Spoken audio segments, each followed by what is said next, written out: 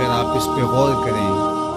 تو آداب معاشرت کا خلاصہ ہے یہ حدیث۔ آقا کریم نے ارشاد فرمایا اتنی دیر تک کوئی شخص کامل مومن نہیں ہو سکتا جب تک وہ اپنے مومن بھائی کے لیے وہ پسند نہ کرے جو اپنے لیے پسند کرے۔ ایک اچھا معاشرہ تشکیل دینے کے لیے آپ کو کوئی رہنما اصول چاہیے گا تو اس سے بہتر آپ کو کوئی اصول نہیں ملے گا۔ اپنے لیے بہرحال بندہ بہتر ہی چاہتا ہے، تو جب وہ اس مزاج میں ڈھل جائے کہ میں اپنے مومن بھائی کے لیے، اپنے معاشرے کے دوسرے افراد کے لیے بھی وہی چاہوں گا،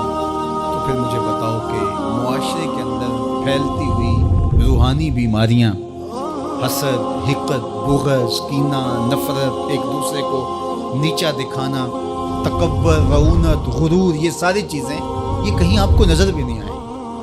صرف اسی حدیث کو اپنا امام بنا لیا جائے اور اپنا منشور حیات مان لیا جائے۔ محمد بن حنفیہ رضی اللہ تعالیٰ عنہ حضرت علی المرتضیٰ رضی اللہ تعالیٰ عنہ کے فرزند ہیں، لیکن حضرت سیدہ فاطمہ الزہرا سلام اللہ علیہا سے نہیں ہے، اور حضرت امام حسن رضی اللہ تعالیٰ عنہ حضور علیہ السلام کے نواسے، تو بھائی آپس میں،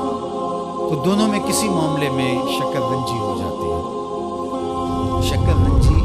جس رنج میں مٹھاس ہو، شکر میٹھی ناراضگی، کوئی بغض حسد پہ مشتمل ناراضگی نہیں۔ تو حضرت محمد بن حنفیہ ایک دن بیٹھے تو سوچا کہ وہ میرے عمر میں بھی بڑے بھائی ہیں، اور پھر دوسری بات یہ ہے کہ وہ رسول خدا کی بیٹی کے بیٹے ہیں، ان کا یہ اعزاز ہے، بہرحال مجھے تو یہ اعزاز نہیں ہے، پھر جوانان جنت کے سردار بھی ہیں، تو میں ان سے ناراض ہوں، وہ میرے سے ناراض ہیں، تو بات بھی کوئی اتنی خاص نہیں۔ تو اب دن بھی 3 گزر رہے ہیں، چلو میں ان کو راضی کر لیتا ہوں۔ تو گھر سے نکلے ان کو راضی کرنے کے لیے، تو واپس آ گئے راستے سے، کاغذ لیا اور اس کے اوپر اپنے بھائی کے نام مکتوب لکھا کہ میں آپ کو راضی کرنے کے لیے گھر سے نکلا تھا، لیکن راستے میں مجھے حضور علیہ السلام کا فرمان یاد آیا کہ جب 2 مومن بھائی آپس میں کسی معاملے میں الجھ جائیں، ناراض ہو جائیں، تو جو صلح میں پہل کرے گا وہ جنت میں بھی پہلے جائے گا۔ تو میں تو یہ گوارا نہیں کرتا کہ آپ سے پہلے جاؤں، تو میں ناراض ہوں، آپ آئیں اور مجھے منائیں۔ تو حضرت امام حسن نے خط پڑھا اور مسکرانے لگے، اور آپ تیزی کے ساتھ تشریف لائے اور اپنے بھائی کو کہا اچھا مان جاؤ پھر۔ تو وہ مننے کے لیے تو پہلے ہی تیار تھے نا۔ تو جب آپ اپنے مومن بھائی کے لیے وہ پسند کریں گے جو اپنے لیے پسند کرتے ہیں، تو پھر زندگی گزارنے کا مزہ آنے لگے گا۔ نفس روکتا ہے یہ چیز میرے پاس ہے اس کے پاس نہیں، یہ اعزاز میرے پاس ہے اس کے پاس نہیں، اور اس کی ایک اپنی لذت ہے اور وہ مادی لذت ہے، اور ایک ہے باطن کی روح کی لذت۔ تو روح کی لذت نفس کی لذت سے کہیں زیادہ اور کہیں دیر پا اور کہیں مختلف ہے۔ اس لیے جب آپ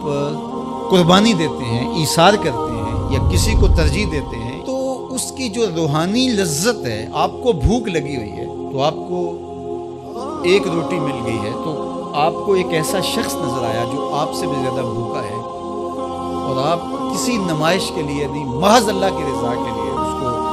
روٹی دے کر کے دیکھیں، خود بھوک کاٹ کے دیکھیں، وہ مرغن کھانوں میں سرور نہیں آئے گا جو اس بھوک میں لطف آپ کو آئے گا۔ تو حضور علیہ السلام کا یہ فرمان اپنے عمل کا حصہ بنا لیں، اور اپنے بھائیوں سے جو خونی رشتے سے جڑے ہوئے بھائی ہیں، وہاں سے شروع ہو کر کے پورے معاشرے کے اندر اس کا عملی نفاذ کریں۔ آپ کو اتنا سرور آئے گا اور باطن میں اتنا نور آئے گا، اور اس قدر معاشرے میں خوبصورتی کی بنیاد پڑے گی۔ اور اگر ہم آج اس حدیث کو اپنے لیے خضر راہ بنا لیں